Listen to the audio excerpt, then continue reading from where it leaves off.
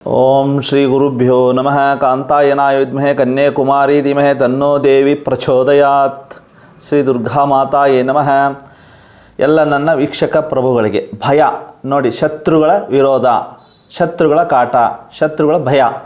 ಯಾವ ರೀತಿ ಶತ್ರುತ್ವ ಇದೆ, ನಮಗೆ ಯಾಕೆ ಅನಾವಶ್ಯಕವಾಗಿ ಶತ್ರುತ್ವ ಮಾಡ್ತಾ ಇದ್ದಾರೆ ಅಂಥವ್ರಿಗೆ ನಾವು ಯಾವ ರೀತಿ ನಾವು ಅದನ್ನು ಉತ್ತರ ಕೊಡಬೇಕು ಅಂದರೆ, ಅಷ್ಟಬಂಧನ ಯಂತ್ರಗಳಿಂದ ನಮಗೆ ಸಮಸ್ಯೆ ಬಂದರೆ ನಾವೇ ಮೆಡಿಸಿನ್ ತೊಗೋಬೇಕು.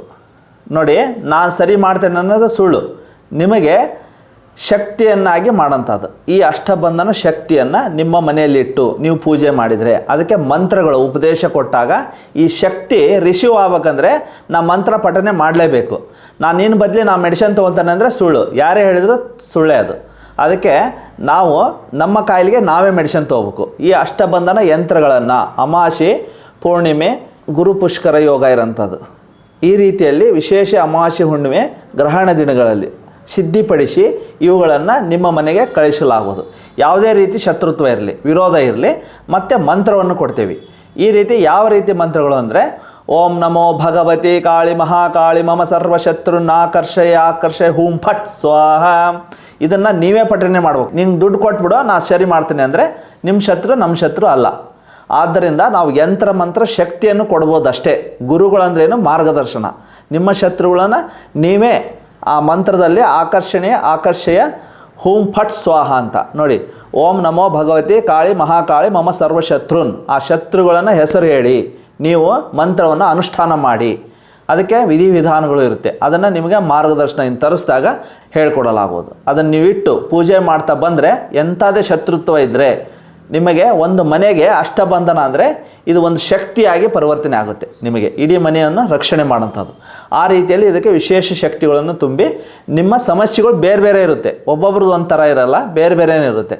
ಈ ಕೋರ್ಟು ಕಚೇರಿಗಳು ಯಾವ ರೀತಿ ಶತ್ರುತ್ವ ಇದೆಯೇ, ನೇರವಾಗಿ ಹೋರಾಡ್ತಾ ಇದ್ದಾರಾ, ಬೆನ್ನಿಂದ ಹೋರಾಡ್ತಾ ಇದ್ದಾರಾ, ಬಂಧು ಮಿತ್ರರೇ ಶತ್ರುನ, ಯಾರು ಶತ್ರುಗಳು ಯಾರು ನಮಗೆ ಅನ್ನೋದನ್ನು ಫಸ್ಟ್ ಐಡೆಂಟಿಫೈ ಮಾಡಿ ಅದನ್ನು ಯಾವ ರೀತಿ ನಾವು ಮಟಾಶ್ ಮಾಡಬೇಕು, ಅದಕ್ಕೆ ತಕ್ಕ ಉತ್ತರವನ್ನು ಕೊಡಬೇಕು.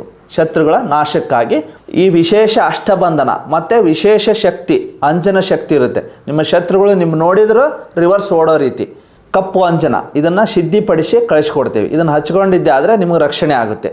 ಮತ್ತು ಗೆಲುವು, ಯಾವುದೇ ಒಂದು ಕೋರ್ಟು ಕಚೇರಿ ಕೆಲಸಕ್ಕೆ ಹೋಗ್ತಾ ಇದ್ದೀರಾ, ಇದನ್ನು ಹಚ್ಕೊಂಡು ಹೋಗಿದ್ದೆ ಆದರೆ ಅದಕ್ಕೊಂದು ಮಂತ್ರ ಇರುತ್ತೆ. ಅದನ್ನು ಹಚ್ಕೊಳ್ಳುವಾಗ ಓಂ ದುಮ್ ದುರ್ಗಾಯೇ ನಮಃ ಅಂತ ಹೇಳಿ ಹಚ್ಕೊಳ್ಳೋಂಥದ್ದು. ಅವರವ್ರಿಗೆ ಮಂತ್ರಗಳು ಬೇರೆ ಕೊಡ್ತೀವಿ. ಆ ಮಂತ್ರವನ್ನು ಹೇಳ್ಕೊಂಡು ನೀವು ಹಚ್ಕೊಂಡು ಹೋಗಿದ್ದೆ ಆದರೆ ಶತ್ರುಗಳು ಮಿತ್ರರಾಗೋದು ಬೇರೆ, ಶತ್ರು ನಾಶ ಆಗೋದು ಬೇರೆ. ನಾಶ ಅಂದ್ರೇನು, ದೂರ ಹೋಗೋದು ಅಂತ, ಕೆಟ್ಟ ಮಾಡೋದಲ್ಲ ಇಲ್ಲಿ. ಆ ರೀತಿಯಲ್ಲಿ ಒಂದು ಮಾರ್ಗದರ್ಶನ ಕೊಟ್ಟು ಇದನ್ನು ನಿಮ್ಮ ಮನೆಗೆ ಕಳಿಸಿಕೊಡಲಾಗೋದು. ಯಾವುದೇ ಒಂದು ಕೊರಿಯರ್ ಪೋಸ್ಟ್ ಚಾರ್ಜ್ ಇರೋದಿಲ್ಲ.